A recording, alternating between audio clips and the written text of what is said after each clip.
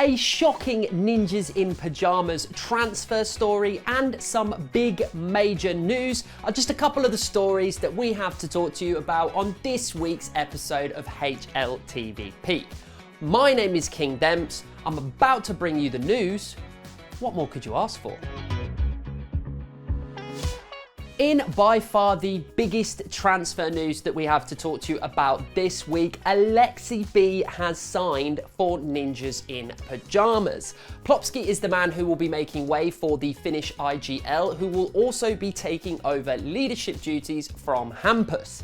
The move comes just in time for the roster lock for the European RMR, where NIP will be fighting for their place at the IEM Rio Major. The recent manoeuvrings by the Ninjas look a little bit like the deranged workings of an overexcited teenage fan, with Rez having been moved to the primary AWP role during ESL Pro League, with Hampus having to give up the in-game leadership role, and now with the team switching to communicate in English to accommodate HLTV.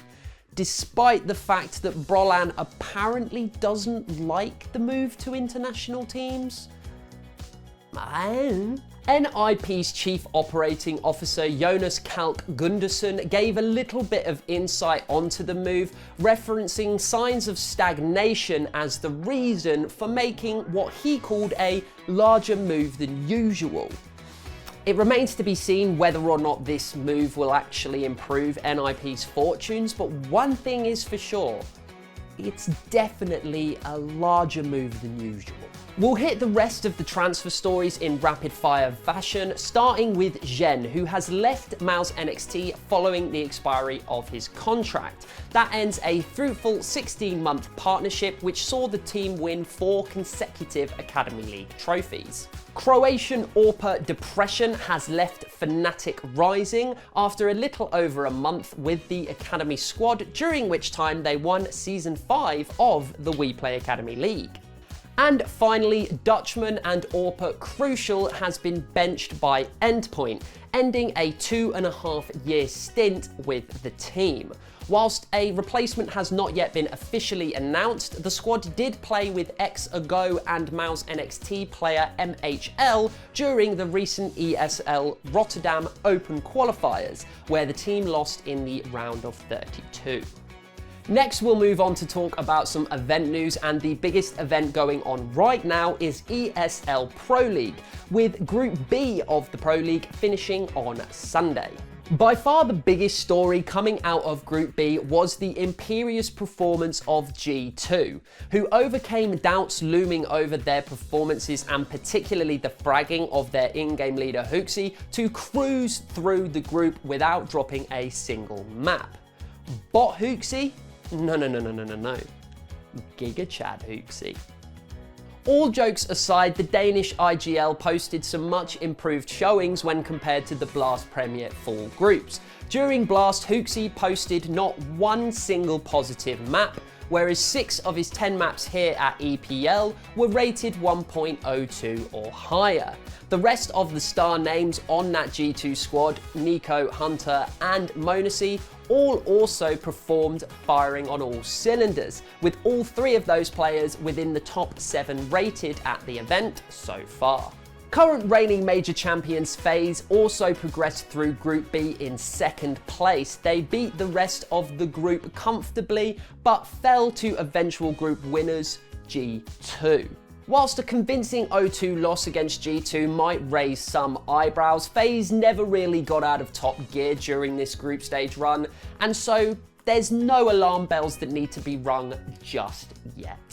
The final team to qualify from Group B was Outsiders, who bested the rest but lost to G2 and FaZe to go through the group in 3rd place. They were largely powered to that playoff berth by Flit, who posted a healthy 1.21 rating over 11 maps. Another big piece of event news we have to bring you is that EG party astronauts triumphed over both European and Brazilian opposition to secure the Philadelphia 17 trophy and the lion's share of a $100,000 prize pool. The North American squad took a convincing 2-0 victory over Team 1 in the semi-finals before battling to a 2-1 win in the grand finals over Big Academy, with Orpa Ponalone and rifler Jonji getting much of the heavy lifting done for their side.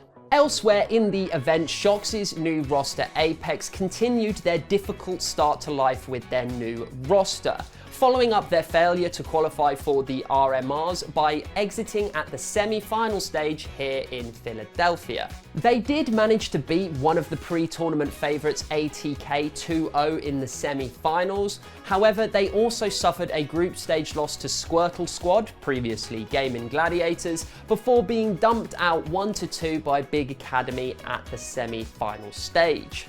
From previous major winner and 4-time top 20 player in the world to this.